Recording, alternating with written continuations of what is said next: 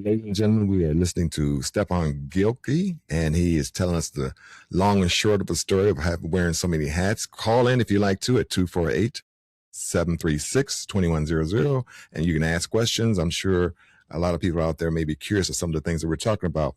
But what you experience and what you've experienced, do you think that AI has helped people like yourself in that position, or does it make things worse as well? Well, no, I think that AI has helped. Okay. Even back in my day when I was like doing the chief investigator, a whole lot of those reports was written, Mhm. and that took time. And now you can just speak it and it kicks it out for you, and I think and corrects all the sentences and puts all the commas in the right place because all of that stuff becomes important Yeah. when you go to court. Yeah. It's got to be right. It's got to be professional. It has to be right because there's going to be a professional person looking at that information that you have dictated, to AI or whoever.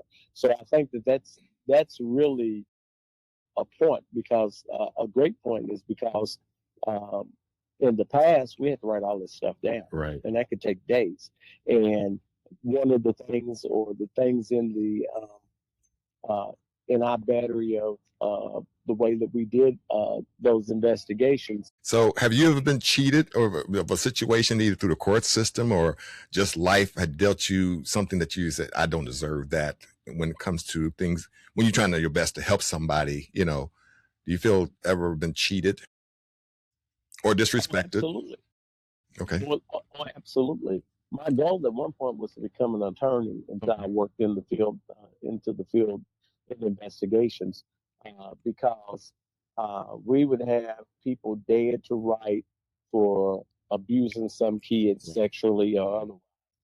And then they would want to plead that. And then all you do is give the perpetrator another opportunity to do that. And, all that hard work, all of that, comes down to like, well, we're going to make it easier.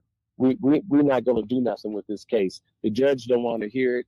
The attorneys don't want to defend that person, their client, or the prosecutors does not want to take it to court because it's going to take too long.